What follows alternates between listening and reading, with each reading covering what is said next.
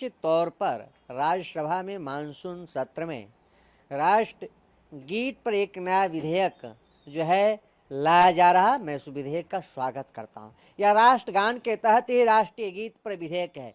जैसे राष्ट्रगान में गायन में किसी प्रकार की अनियमितता हुई और हमारे राष्ट्रगान पर किसी प्रकार का लोग अगर अनैतिक रूप से अगर प्रहार करता तो उसके ऊपर दंडात्मक विधि न्यायसंगत कार्रवाई होता है। उसी तरह जब हमारे राष्ट्रगीत के ऊपर अगर किसी प्रकार के कोई गान में या किसी प्रकार को उसको अपमानित करने का काम करेगा, उसको न्याय संगत विधि संगत दंडात्मक कार्रवाई का जो है प्राविधान जो है राज्यसभा मानसून सत्र में पेश होगा।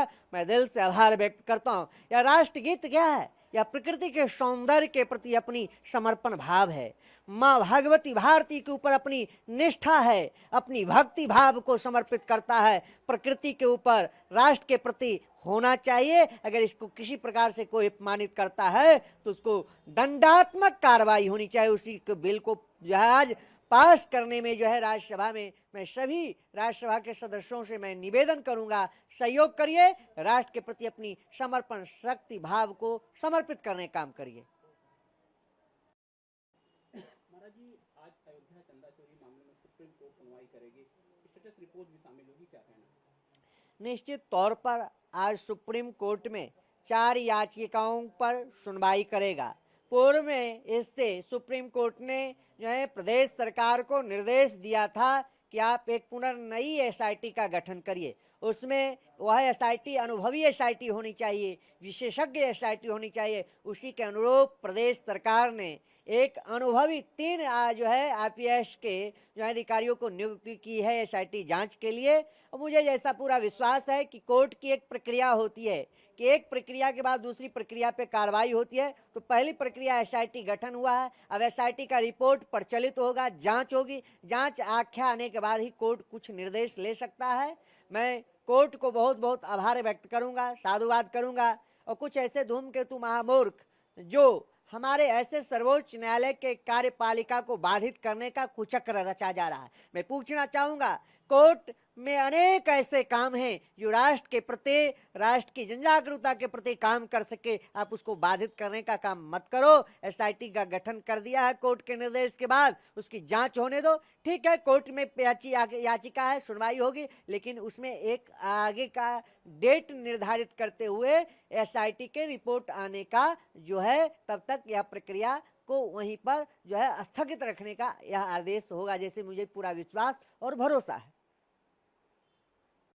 महाराज, आज जो है राज्यसभा में एक बिल पेश किया जाएगा वंदे मातरम को लेकर के।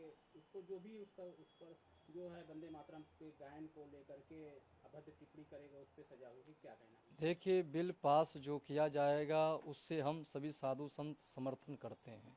और मैं बार बार यही कहता हूँ कि जिसको हिंदुस्तान में रहना है उसको वंदे मातरम गाना ही पड़ेगा।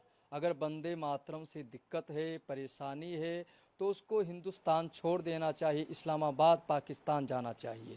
क्योंकि वंदे मातरम एक राष्ट्र है और राष्ट्र का एक स्वरूप है और राष्ट्रगीत है। और जब राष्ट्रगीत से आपको दिक्कत है, परेशानी है, तो आप क्यों रहते हैं हिंदुस्तान में?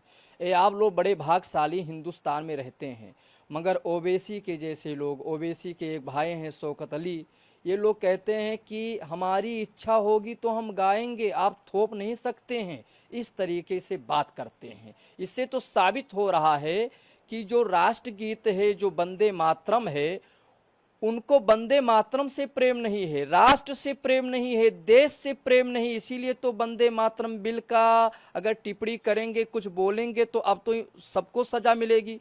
मगर बार बार ऐसे लोग वंदे मातरम को लेकर के उल्टा सीधा बोलना, वंदे मातरम का अपमान करते हैं, भारत का अपमान करते हैं। जो वंदे मातरम गीत नहीं गाना चाहता है, जिसको वंदे मातरम से प्रेम नहीं है, तो समझ जाना चाहिए कि वह व्यक्ति हिंदुस्तान से प्रेम नहीं कर रहा है, वो राष्ट्रद्रोही है। उसके ऊपर राष्ट्रद्रोह का मुकदमा दर्ज होना चाहिए। और मैं आपको बता दूं, अगर हिंदुस्तान में रहना है तो वंदे मातरम गाना पड़ेगा। अगर वंदे मातरम से दिक्कत है, पाकिस्तान है, तो आप हिंदुस्तान छोड़ दीजिए, पाकिस्तान इस्लामाबाद जाइए। आज सुप्रीम कोर्ट में राम मंदिर चंदा चोरी मामले में सुनवाई होगी, जिसमें स्टेटस रिपोर्ट भी आएगी, क्या कहना? देखिए, राम मंदिर चढ़ावा चोरी को लेकर के देश दुनिया भर में खबर चल रहा है, विपक्ष एक मुद्दा बना रहा है, मगर आज सुप्रीम कोर्ट में जो भी ये राम मंदिर चढ़ावा चोरी के मामले में जो भी फैसला सुनाएगा, वो राम भक्त साधु संतों को भरोसा है कि राम भक्तों के हित में और संतों के हित में, और जो राम मंदिर चढ़ावा जिसने चोरी किया है उन आरोपियों के विषय पर बहुत बड़ा फैसला सुना सकता है, क्योंकि हम लोग संविधान को मानने वाले हैं, कोर्ट को मानने वाले हैं। राम मंदिर राष्ट्र मंदिर है, भगवान राम सबका मंगल करते हैं। उस राम मंदिर में चोरी होने का मतलब बहुत बड़ी दुख की बात है, बहुत बड़ा पाप हुआ। उस पाप को समाप्त करने के लिए एक सुप्रीम कोर्ट भी आज निर्णय बहुत बड़ा सुना सकता है, और इस निर्णय में ये जितने आरोपी होंगे इनको सजा बहुत बड़ा सुना सकता है। इसमें हमको लोगों को लगता है कि जो विपक्ष राम मंदिर का मुद्दा बना रहा था, 2027 का ख्वाब देख रहा था, वो हो नहीं पाएगा। 2027 में भगवाधारी फिर आने वाले हैं योगी जी, कोई माई का लाल रोक नहीं सकता है। हमारे उत्तर प्रदेश के मुख्यमंत्री योगी आदित्यनाथ जी एक संत हैं, और योगी जी पर हम सभी साधु संतों को भरोसा है। जांच चल रहा है, आज एसआईटी टीम का भी गठन होगा और सुप्रीम कोर्ट के द्वारा बहुत बड़ा फैसला आएगा। इसलिए उत्तर प्रदेश के मुख्यमंत्री योगी आदित्यनाथ जी आएंगे 2027 में।